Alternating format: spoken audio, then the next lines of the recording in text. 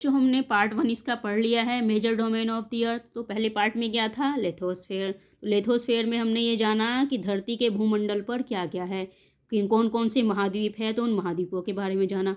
आज हम पढ़ेंगे इसका दूसरा पार्ट।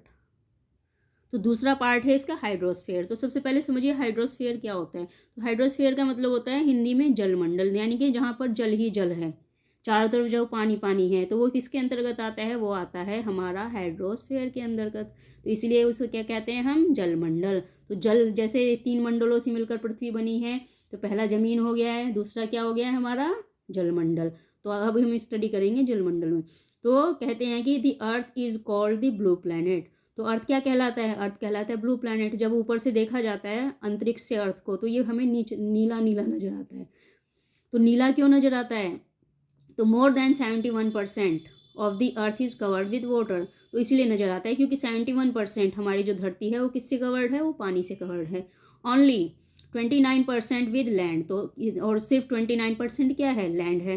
तो हाइड्रोस्फेयर कंसिस्ट ऑफ वाटर और इट्स फॉर्म, यानी कि जो हाइड्रोस्फेयर है वो क्या कंसिस्ट करता है, वो कंसिस्ट करता है ये जितने भी तरीके से वाटर इस पर मिलता है, जो कि किस में होता है, तो as water running ocean rivers and lakes ice glaciers. ये किस किस में होता है, ये होता है हमारे ओशियंस में, यानी कि समुद्रों में, नदियों में और लेक्स में। और उसके बाद क्या है, बाकी का पानी होता है जमा आइस के रूप में, जो कि ग्लेशियर्स में होता है। और कुछ वाटर होते हैं अंडरग्राउंड। तो अंडरग्राउंड वाटर वेपर इन एटमॉस्फेयर। तो कुछ वाटर होता है जो कि ज़मीन के नीचे होता है, और कुछ जो हमारा जो वातावरण है वहाँ पर भी वाटर होता है। तो इस प्रकार से 71% वाटर है। तो समझ में आ गया हमारे धरती के ऊपर कितना पानी है। तो धरती हमारा 71% पानी है और 29% अर्थ है। तो जो 71% है वो आ जाता है हमारा जलमंडल के रूप में, यानी कि हाइड्रोस्फेयर में। तो अब देखिए, more than 77 of the earth water is found in the ocean. तो ज़्यादा पानी जो है, मतलब 77% पानी क्या है, वो है अर्थ वाटर, यानी कि जो ओशियन के रूप में, यानी कि समुद्र का पानी। तो समुद्र का पानी कैसा होता है, समुद्र का पानी सॉल्टी होता है। तो उसको क्या होता है, उसको ह्यूमंस जो है उसको यूज़ नहीं कर सकते हैं। और large proportion of rice of water in the form of ice sheets and glacier. और उसके बाद जो बचा हुआ पानी वो किसके रूप में होता है, वो होता है ग्लेशियर्स के रूप में। तो जो नदियाँ जो बहती हैं वो कैसे बहती हैं, वो ग्लेशियर्स पिघल पिघल कर आते हैं, वही पानी हम लोग पीते हैं नदियों के द्वारा। तो इस प्रकार से जो पानी है या तो सलाइन के रूप में है, यानी कि वो सॉल्टी है, खारा है। तो खारे पानी को तो हम नहीं पी सकते, तो सिर्फ जो नदियों में या जो ग्लेशियर में है वो जमा हुआ है। तो इस प्रकार से जो है पानी उपलब्ध है। तो hence despite being a blue planet we face a shortage of water. जबकि इसको मतलब ब्लू प्लैनेट कहा जाता है, नीला ग्रह कहा जाता है, लेकिन फिर भी क्या है, हमें पानी की शॉर्टेज है। तो अब समझते हैं कि ये शॉर्टेज क्यों है। तो सबसे पहले देखिए ओशियन। तो ocean are the major part of hydrosphere. तो सबसे बड़ा पार्ट क्या है हाइड्रोस्फेयर का, हमारे ओशियंस, यानी कि समुद्र। तो दे आर दी इंट्रोकनेक्ट। तो ये क्या है, ये इंट्रोकनेक्ट है। दी ओशियन वाटर ऑलवेज मूविंग। तो ये क्या होता है, तो जितना भी समुद्र का पानी का होता है तो वो हमेशा बहता रहता है। तो the 3 chief of moment of the ocean water are waves, the rides and the ocean current. The 5 major ocean are the Pacific Ocean, the Atlantic Ocean, the Indian Ocean, the Southern Ocean and the Arctic Ocean in order of the size. तो ये जितने भी नाम दिए गए हैं ये इनको साइज के अनुसार दिए गए हैं। तो जितने भी हमारे ओशियंस हैं, तो देखिए इसमें पैसिफिक ओशियन है, अटलांटिक ओशियन है, इंडियन ओशियन है, साउथर्न ओशियन है और आर्कटिक ओशियन है। तो ये किस लिए नाम दिए गए हैं, क्योंकि ये जिसका जो साइज है उसके अनुसार इनको नाम दे दिए गए हैं। तो जो जितना बड़ा है उसको उतना वो नाम दे दिया है। तो the Pacific Ocean is the largest ocean. तो इसमें सबसे बड़ा ओशियन कौन सा है, इसमें सबसे बड़ा ओशियन है हमारा Pacific ocean. It is spread और 1/3 ऑफ अर्थ। तो ये कितना स्प्रेड है, 1/3, यानी कि 1/3 पार्ट जो है ये धरती पर फैला हुआ है, लार्जेस्ट। सो पैसिफिक ओशियन इसका नाम है। तो Mariana trench the deepest part of the earth lies in the Pacific ocean. तो जो हमने पिछले पार्ट में पढ़ा था मारियाना ट्रेंच, वो क्या है, समुद्र तल की गहराई पर स्थित है। तो इसको कहाँ नापा जाता है, इसको पैसिफिक ओशियन में ही नापा जाता है। तो समुद्र तल की जो गहराई है तो 11,000 के आसपास थी, 11,022 मीटर के आसपास है। तो वो कहाँ पर स्थित है, वो मारियाना ट्रेंच। तो ये कहाँ पर स्थित है, ये है हमारी पैसिफिक ओशियन में। तो सबसे बड़ा लार्ज कौन सा ओशियन हो गया हमारा, Pacific Ocean. The Pacific Ocean is almost circular in shape. Asia, Australia, north and south America surrounded it. तो ये कहाँ फैला हुआ है? ये एक मतलब सर्कुलर शेप में है, तो इसकी शेप कैसी है? सर्कुलर। तो सर्कुलर क्या हो? गोलाकार जो होता है। तो ये कहाँ फैला है? एशिया में फैला है, ऑस्ट्रेलिया में फैला है, नॉर्थ और साउथ अमेरिकाज में फैला हुआ है। तो look at the map and find it. तो यदि हम मैप देखेंगे तो हम इसका पता लगा लेंगे कि पैसिफिक ओशियन कहाँ है और ये कहाँ पर फैला हुआ है। तो सबसे बड़ा ओशियन क्या हो गया हमारा? Pacific Ocean. The Atlantic ocean the is the second largest ocean in the world. अब दूसरा कौन सा है? दूसरा है हमारा अटलांटिक ओशियन, जो कि सेकंड लार्ज है। तो it is the S shape. तो इसकी शेप कैसी है? जो एस की शेप होती है। आपने एस तो देखा होगा इंग्लिश का वर्ड, तो ये उसकी शेप में है। It is flanked by the north and south America on the western side. तो ये जो है नॉर्थ से साउथ की तरफ फैला हुआ है वेस्टर्न साइड में, and Europe and Africa on the eastern side.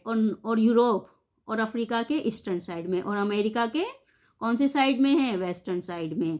The coast line of Atlantic Ocean is highly indented. This irregular and indicted content provide ideas location for natural harbors and ports। तो इसकी जो ये वाली जो sides है, इस पर क्या होता है? बहुत ज़्यादा क्या कौन सा काम होता है? पोर्ट का काम, यानी कि हवाई जहाज़ का जो आवागमन होता है सबसे ज़्यादा इसी उसमें होता है, क्योंकि ये इसकी जो परिस्थिति है वो ऐसी बनाई गई है जहाँ पे ज़्यादा से ज़्यादा बंदरगाह का इस्तेमाल किया जाता है।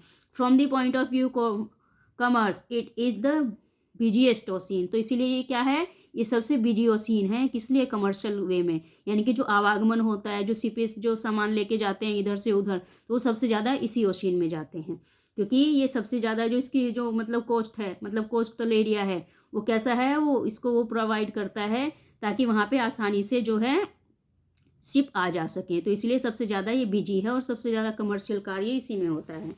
अब है, ये तो हमने पढ़ लिया है, ठीक है। एटमॉस्फेयर में क्या है हमारा? जलमंडल। तो अब देखिए, the Indian ocean is the only ocean named after a country that is India. तो बच्चों सोच लो, हमारा भारत देश है, तो हमारे देश का दूसरा क्या नाम है? हिंद। हिंद नाम है ना, हिंदुस्तान। तो देखिए, द इंडियन ओशियन यानी कि भारतीय ओशियन, तो हिंद महासागर बोलते हैं ना, तो सिर्फ एक ही महासागर है जो कि किसी देश के ऊपर रखा गया है जिसका नाम, तो ये कौन सा है? ये है हिंद महासागर। सुना है ना आपने हिंद महासागर का नाम? तो इसको इंग्लिश में कहते हैं द इंडियन ओशियन। तो the Indian ocean is the named after a country that is India. तो सिर्फ एक ओशियन है जिसका नाम कि एक देश के ऊपर रखा गया है जो कि इंडिया है। The shape of the ocean is almost triangular. तो इसकी शेप कैसी है? ट्राइंगुलर, यानी कि ट्राइंगल तो बनाना आता है ना आपको, तो इसकी शेप है triangular. In the north it is bound by Asia, in the west by Africa and the east by Australia. तो हम हमारे किस तरफ है? नॉर्थ में है ना। तो एशिया के नॉर्थ में हम भारत पड़ता है, और उसके बाद वेस्ट में अफ्रीका है और ईस्ट में ऑस्ट्रेलिया है। तो इंडियन ओशियन यानी कि हिंद महासागर इन क्षेत्रों को टच करता है। The Southern ocean encircles the continent of the Antarctica and extend north of 60 degree south latitude. तो ये कौन से उसमें पड़ता है? ये साउथ लैटिट्यूड में पड़ता है। द आर्कटिक ओशियन, उसके बाद आता है Arctic Ocean. Arctic Ocean is located within the Arctic Circle surround the North Pole. तो ये कहाँ पे पड़ता है? ये आर्कटिक सर्कल में पड़ता है और नॉर्थ पोल में पड़ता है। It is the connected with the Pacific Ocean by narrow stretch of shallow water known as Bering Strait. It is bound by northern coast of the North America and Eurasia. तो ये कहाँ पर पड़ता है? ये आर्कटिक महासागर और उत्तर ध्रुव में, ध्रुव के व्रत में स्थित है, और यह जो है उत्तर ध्रुव के चारों ओर फैला हुआ है। तो ये कहाँ पे फैला हुआ है? इसके चारों ओर। यह प्रशांत सागर के छिछले वाले जल में एक संकरे भाग से जुड़ा हुआ है, जिसे कि क्या कहते हैं हम? बेरिंग जल संधि। तो इसे कहा जाता है बेरिंग जल संधि। और ये जो है उत्तर अमेरिका के उत्तरी तटों से और यूरेशिया यानी कि जो यूरेशिया जगह है वहाँ तक घिरा हुआ है। तो समझ में आ गया आर्कटिक महासागर कहाँ पर है? तो इस प्रकार से है आर्कटिक महासागर। तो समझ में आ गया महासागर जो कितने हैं और किस प्रकार से ये हैं। तो इस प्रकार से हैं हमारे महासागर। अब देखते हैं एटमॉस्फेयर। तो एटमॉस्फेयर क्या होता है बच्चों?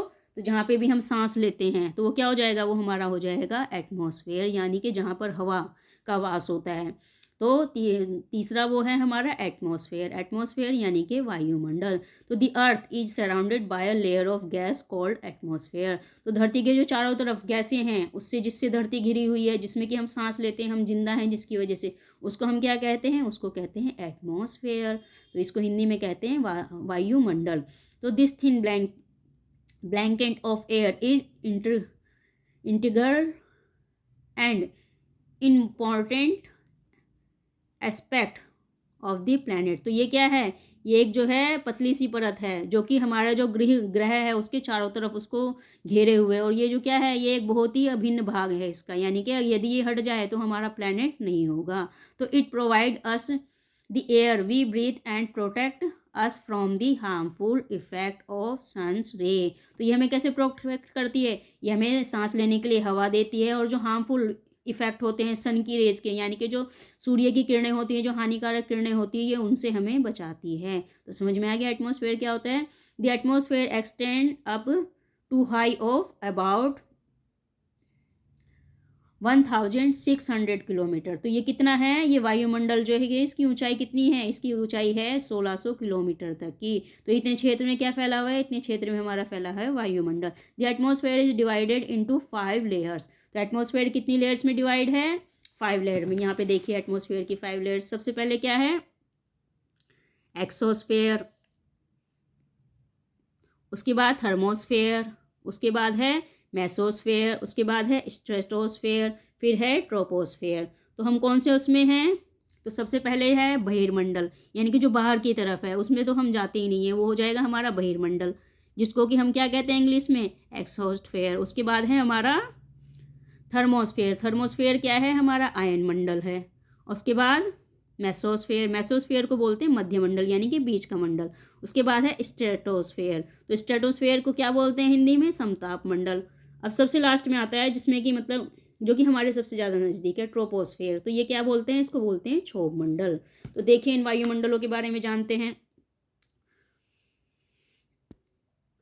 तो the atmosphere is composed mainly of nitrogen and oxygen. तो ये किससे मिलके बना है? इसमें है nitrogen, oxygen, which make up about 90% of clean. जो कि 90%, 99% क्या है? वो शुष्क हवा है, यानी कि साफ और शुष्क हवा है 99%। ऑक्सीजन 21% है। And other gases like carbon dioxide, organ. अब देखो इसमें 99% तो क्लीन है। इसमें देखिए इसमें क्या है? नाइट्रोजन 78% है, ऑक्सीजन 21% है, and other gases like carbon dioxide, organs and other comprised 1% by volume. तो इसमें सबसे ज़्यादा क्या है? सबसे ज़्यादा है 78% नाइट्रोजन। उसके बाद ऑक्सीजन का स्तर आता है 21% का, और उसके बाद सिर्फ 1% है बाकी के जो भी कार्बन डाइऑक्साइड भी है उसमें, और बाकी के ऑर्गन्स भी हैं। तो ये सारी चीज़ें मिलके सिर्फ 1% बनती है। तो oxygen is the breath of life while nitrogen help in the growth of living organism. तो सब इसमें जो है ऑक्सीजन क्या करती है? वो हमें सांस लेने में हेल्प करती है। और नाइट्रोजन क्या करती है? नाइट्रोजन करती है जितने भी पेड़ पौधे उगते हैं वो क्या लेते हैं? नाइट्रोजन। आपने देखा है ना खेतों में यूरिया डाला जाता है, तो यूरिया में क्या होता है? यूरिया में नाइट्रोजन ही होता है। जब खेतों को जो है यानी कि पौधों को नाइट्रोजन वैसे नहीं मिल पाती है तो वो वैसे दी जाती है। तो उसके बाद आता है थोड़ा बहुत कार्बन डाइऑक्साइड। तो कार्बन डाइऑक्साइड क्या करता है?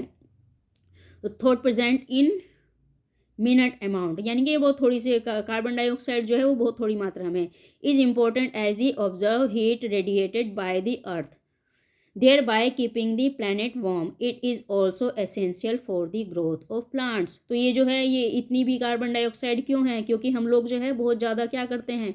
बहुत ज़्यादा हीट पैदा करते हैं। तो इससे क्या होता है? इससे हमारी जो धरती है वो गर्म हो रही है, तो हमारा जो प्लेनेट है वो कैसा हो रहा है? वार्म हो रहा है, गर्म हो रहा है। तो ये जो है जो कार्बन डाइऑक्साइड है वो किसके लिए भी आवश्यक है? वो essential for the growth of plant, यानी कि जो प्लांट है उनके बढ़ने के लिए बहुत ही ज़्यादा आवश्यक है हमारी क्या? Carbon dioxide. The density of the atmosphere varies with the height is maximum at the sea level and the decrease rapidly as we go up. तो बच्चों ये कैसे होता है? जैसे जैसे हम समुद्र तल पर आते हैं तो ऑक्सीजन का स्तर बढ़ता जाता है, लेकिन जैसे जैसे हम ऊंचाई पर जाते हैं, पहाड़ों पर जाते हैं, तो ऑक्सीजन का जो स्तर होता है वो कम होता चला जाता है। तो you the climbers experience problem in the breathing due this decrease in the density of air. तो बच्चों ये जैसे जैसे आपने देखा होगा जो ऊपर चढ़ते हैं पहाड़ों पर लोग, तो यहाँ पर देखिए यहाँ पे पहाड़ हैं, तो जैसे जैसे जो मतलब वो पहाड़ों पर जो क्लिम्बर्स होते हैं वो चढ़ते जाते हैं तो उनको क्या होता है, ब्रीथिंग की प्रॉब्लम होने रहती है, यानी कि वहाँ पे क्या होता है, हवा जो है वो कम होने लगती है। तो इसीलिए जब हम समुद्र तल की तरफ जाते हैं तो ऑक्सीजन का स्तर बढ़ जाता है, लेकिन जब हम पहाड़ों की तरफ जाते हैं, ऊंचाई पर जाते हैं, तो ऑक्सीजन का स्तर कम हो जाता है। तो they have to carry with them oxygen cylinder to be able to breathe at high altitude. तो जब जैसे जैसे वो ऊपर की तरफ जाते हैं तो अपने साथ क्या कैरी करते हैं, वो कैरी करते हैं ऑक्सीजन सिलेंडर, क्योंकि ऊपर की तरफ उनको सांस लेने में बहुत ही ज़्यादा दिक्कत होती है। तो जैसे उनको ऑक्सीजन की कमी होगी तो ऑक्सीजन सिलेंडर का इस्तेमाल कर लेंगे। The temperature also decrease as we go upward. तो जैसे जैसे हम ऊपर जाते हैं तो हमारा जो तापमान होता है वो भी क्या होता है, वो भी डिक्रीज होने लगता है, यानी कि ठंड बढ़ने लगती है। The atmosphere exerts pressure on the earth. This varies from place to place. Some areas experience high pressure and some areas low pressure. तो जैसे जैसे मतलब कुछ एरिया होते हैं उनका प्रेशर जो है कहीं पर ज़्यादा होता है और कहीं पर कम होता है। ये तो किस लिए कारण होता है, ये होता है हवा के कारण। Air moves from high pressure to low pressure. तो है एयर कैसे मूव करती है, हाई प्रेशर से लो प्रेशर की तरफ। तो moving air is known as wind. तो मूविंग एयर जो कि चलती रहती है उसको हम क्या कहते हैं, उसको वाइंड कहते हैं। बोलते हैं ना वाइंड विंड, जो कि पवन चक्की होती है तो उसको भी वाइंड विंड बोलते हैं ना। तो उसी तरीके से moving air is known as wind. तो जो हवा जो है मतलब घूमती रहती है तो उसको हम क्या कहते हैं, उसको कहते हैं वाइंड। तो वाइंड यानी कि पवन। अब देखिए बायोस्फीयर, तो द डोमेन ऑफ लाइफ, तो जहाँ पे जीवन संभव है, इसको हम कहते हैं जीवमंडल। 3 मंडल तो हमारे हो गए, तो ये कौन सा मंडल है, ये है हमारा चौथा मंडल। तो the biosphere is the narrow zone of contact between the land. तो ये जो है एक छोटा सा मतलब एक छोटा सा जीवमंडल है जो कि जल और हवा के बीच में एक सीमित भाग पे जुड़ा हुआ है। तो इसमें क्या क्या है, वाटर है और एयर है, तो दोनों से मिलकर क्या बना है, जीवमंडल। It is in size zone that life that is unique of this planet exist. तो ये क्या है, यहाँ पे जो है जीवों की बहुत सारी प्रजातियां पाई जाती हैं, जिनमें कि छोटे छोटे सूक्ष्म जीव हैं। आपने साइंस में पढ़ा होगा ना सूक्ष्म जीवों के बारे में। तो सूक्ष्म जीव हैं, बैक्टीरिया हैं और सभी स्तनधारी यानी कि जो कि अपने बच्चों को दूध पिलाते हैं, वो इसी में जीवित रहते हैं। तो there are several species of organism that vary of size from microbes and bacteria to huge mammals. तो इनमें क्या है, इसमें स्तनधारी हैं, बैक्टीरिया हैं और माइक्रोब्स, यानी कि जो छोटे छोटे से जीव होते हैं उनको हम क्या कहते हैं, उन्हें कहते हैं हम माइक्रोब्स। तो कि जो कि इस जीवमंडल में रहते हैं। All the living organism including humans are linked to each other and to the biosphere for survival. तो हम लोग जो हैं, चाहे हम मनुष्य हों चाहे जीव हों, हम दोनों एक दूसरे से जुड़े हुए हैं। तो एक दूसरे के साथ जुड़कर रहकर हम लोग जो हैं एक दूसरे के साथ जीवित रहते हैं। The organism in the biosphere में broadly be divided into the planet kingdom and animal kingdom. तो ये क्या कहलाता है, ये कहलाता है पादप जगत, और 2 भागों में इसको हमने बांट दिया है। पहले में मतलब जीवमंडल जो है 2 भागों में बटा हुआ है। तो पहला क्या है, जंतु जगत है, और दूसरा क्या है, पादप जगत। तो 2 उसमें भाग में हमने इसको बांट दिया है। तो the 3 domains of the earth interact with each other and affect each other in some way और दी अदर। तो ये जो है एक दूसरे को प्रभावित करते रहते हैं किसी न किसी भी प्रकार से। For example cutting of forest for this fulfilling our need of wood. तो यदि हम फॉरेस्ट काट रहे हैं तो वो क्या फुलफिल कर रहा है, वो हमारी जो लकड़ी की जो ज़रूरतें हैं, यानी कि लकड़ी हमें जलाने के लिए भी चाहिए होती है, मकान बनाने के लिए भी, मतलब मकान में जो दरवाजे वगैरह बनते हैं उसके लिए। तो ये एक दूसरे के ऊपर निर्भर होता है। और क्लीनिंग लैंड फॉर एग्रीकल्चर, तो एग्रीकल्चर के लिए भी लैंड क्लीन करते हैं। May land to less removable of soil from slopes. तो ये जो है ये क्या करता है, तो जब हम ये सब करते हैं तो उससे क्या होता है, जैसे हम पेड़ काट रहे हैं तो पेड़ से क्या काटेंगे, सॉइल फ्रॉम स्लोप्स। तो इसके कारण जो जितनी भी मिट्टी है उसके कटान होने लगेंगे, यानी कि मिट्टी को कौन रोक के रखता है, मिट्टी को जो पेड़ होते हैं उनकी जड़ें रोक के रखती हैं। तो जैसे जैसे बाढ़ आती है आपने देखा होगा कि घर जो है ढहने लगते हैं। तो ऐसा क्यों होता है, क्योंकि वो मिट्टी का कटान होता है। तो similarly earth surface may be changed due to natural climate like earthquake. For example, there could be submerged of land as happened in the case of tsunami recently। तो बच्चों आपने देखा है ना, अर्थ के ऊपर जो है बहुत सारी आपदाएं आती है, जिसमें कि अर्थक्वेक भी होता है, सुनामी भी होती है। तो ये किस कारण से आती है कि हम क्लाइमेट के साथ छेड़छाड़ कर रहे हैं। तो जब हम क्लाइमेट के साथ छेड़छाड़ करते हैं, हम अपनी प्रकृति के साथ छेड़छाड़ करते हैं, हम पेड़ों का कटान कर रहे हैं, हम सब कुछ कर रहे हैं, तो उससे क्या हो रहा है, उससे हमारा जो वातावरण है वो बदल रहा है। तो उसके कारण से बाढ़ आ रही है, उसके कारण से जो है अर्थक्वेक आ रहे हैं, यानी कि भूकंप, और सुनामी आ रही है, जो कि रिसेंटली आई थी अंडमान निकोबार में। Part of Andaman and Nicobar island were submerge under water. तो कितना ही सारा इसका जो मतलब भाग है वो किस में बह गया था, अंडमान और निकोबार का वो पानी के अंदर चला गया था। Discharge of water material into lakes and river makes the water unsuitable for human use. It is also damage other form of life. तो ये जो पार्ट ऑफ वाटर होता है, ये क्या करता है, ये जो मतलब, तो जब इस प्रकार से सुनामी वगैरह आती है तो इससे क्या होता है, तो जो नदियों का पानी होता है, जो लेक्स का पानी होता है, वो कैसा हो जाता है, वो खराब हो जाता है, डैमेज हो जाता है। और उसको हम क्या कर सकते हैं, उसको हम मतलब उसको लाइफ में जो है इस्तेमाल नहीं कर सकते हैं। तो जब वो खराब हो गया तो उसको इस्तेमाल कैसे करोगे। तो इसीलिए ये किस कारण से हो रहा है, क्योंकि हम पेड़ों को काट रहे हैं, धरती पे CO2 बहुत ज़्यादा उत्सर्जित कर रहे हैं, तो उससे जो है हमारी धरती गर्म हो रही है। अब देखिए, emission from industries, thermal power plant and vehicles pollution pollute the air। Carbon dioxide is the important constituent of air. तो सबसे ज़्यादा क्या नुकसान पहुंचा रहा है हमारी एयर को, कार्बन डाइऑक्साइड, जो हम किससे निकाल रहे हैं, हम थर्मल पावर से निकाल रहे हैं, इंडस्ट्रीज से निकाल रहे हैं, सारी चीज़ों से हम क्या निकाल रहे हैं, CO2 निकाल रहे हैं। तो CO2 क्या कर रही है, हमारे वातावरण को खराब कर रही है। तो ये क्या इंक्रीज कर रही है, CO2 lead the increase in global temperature. तो ये धरती का जो ग्लोबल टेम्परेचर का मतलब होता है, जो धरती का तापमान होता है, उसको ये इंक्रीज कर रही है, यानी कि बढ़ा रही है। This is form as global warming, जो क्या जिसके कारण क्या हो रहा है, ग्लोबल वार्मिंग आ रही। तो ग्लोबल वार्मिंग यानी कि धरती का तपना। तो there is thus a need to limit the use of resource of the earth to maintain the balance of nature between the domains of the lithosphere, the atmosphere and the hydrosphere. तो ये सब करके हम क्या कर सकते, यदि हम धरती के वातावरण को शुद्ध करते हैं, यानी कि ग्लोबल वार्मिंग को रोकते हैं, तो उससे क्या होगा, हमारा सब कुछ सही हो जाएगा, लिथोस्फेयर भी सही होगा, एटमॉस्फेयर भी सही होगा, हाइड्रोस्फेयर भी सही होगा। तो हमें क्या करना है, हमें ग्रीनरी बढ़ानी है, और CO2 का जो उत्सर्जन है उसे हमें कम करना है।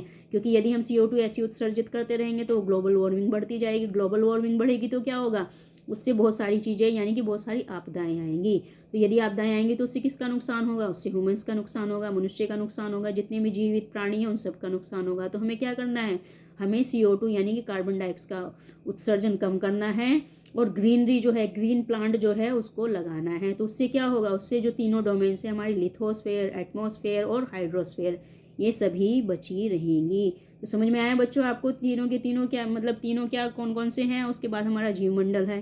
तो यदि ये चैप्टर आपको अच्छे से समझ में आ गया है तो चैनल को सब्सक्राइब कीजिए, लाइक और शेयर कीजिए, ताकि आगे के भी चैप्टर आपको मिलते रहें।